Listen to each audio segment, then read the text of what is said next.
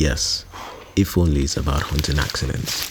But there's more. People seek stories for various reasons, and if you actually had a chance to walk by them or go to that scenario and experience what happens there, you will see that. When you buy something for Spain, what sort of country do we want to run? What sort of country?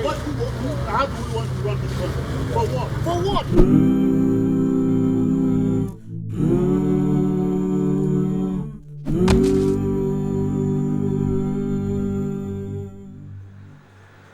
I'm from southern Nigeria and I've lived and grown up here almost all my life.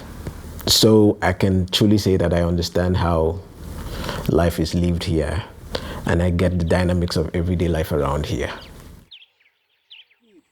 Slate 33, scene 12B, take 1. I produce digital content for broadcast media. That's just a fancy way of saying that I tell stories, because truly storytelling is at the core of what I do. The way I see it, our everyday life revolves around stories and storytelling. We need stories. I like to say that we need stories.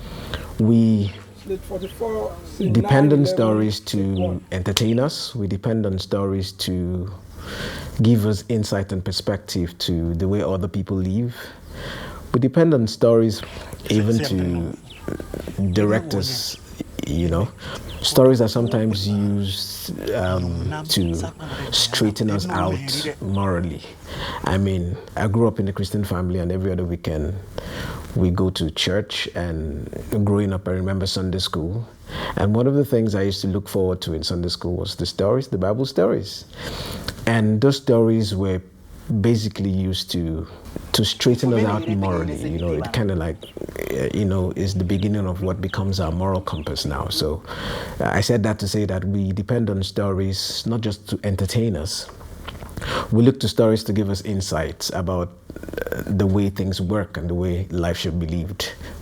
You know, we depend on stories to give us perspective to things that have not come into our everyday experience. So stories are central to our everyday life, and we seek stories. I mean, all you need to do is just go out there to the streets where vendors are selling newspapers and magazines, and you see how people actively seek stories and how the interaction, you know, lends credence to what I'm talking about right now.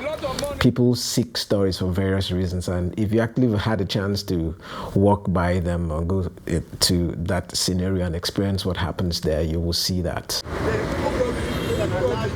Go and buy goods from another country and enter anyhow. And that has been our tradition. Now they are strict. They are very, very strict. When you buy something for Spain, what sort of country do we want to run? What sort of country? How do we want to run this country? For what? For what?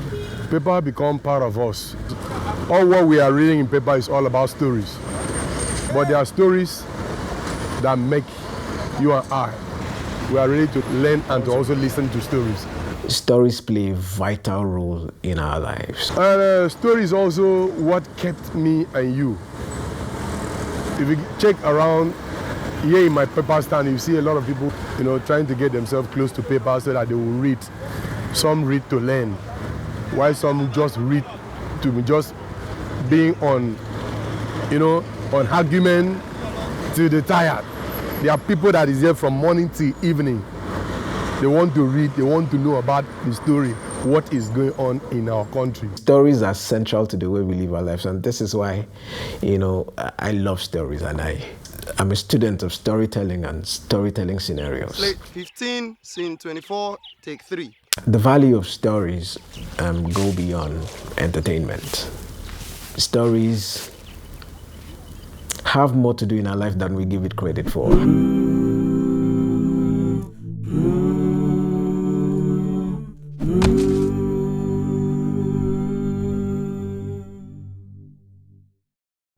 I grew up in a family that we enjoyed stories from my father.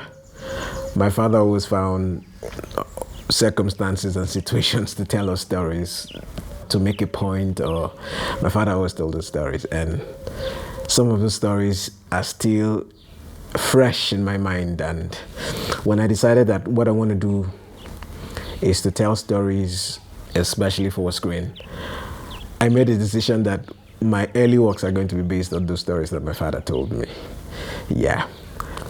And there are many of them, but one that really comes to mind, very vividly is this story. And let me just set the scenario right. We went farming, and it was embarrassing at that time, for me to even be farming. So I thought it would be something that we'll do discreetly so people wouldn't see we're farming. You know how it is. But I noticed that when his head was under the shrub, my dad would sing. He would, sing very loudly, very embarrassingly.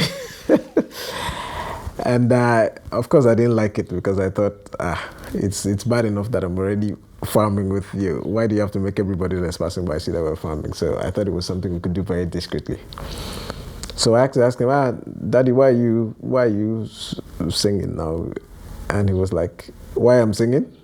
You know what? When we get back home, remind me, let me tell you a story that will make you understand why I'm singing.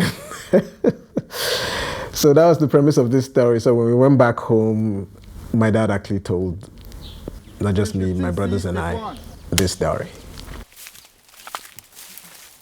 Because I had to recreate this and tell it for screen, I had to embellish the story a little bit so that I can bring out the real points that the story is about.